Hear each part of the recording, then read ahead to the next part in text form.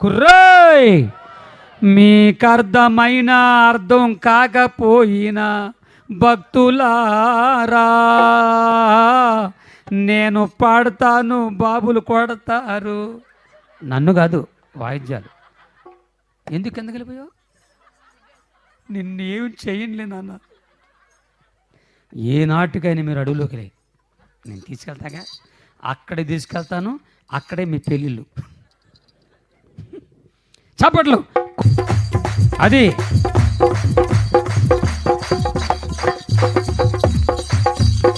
మధ్యలో మార్చొద్దు.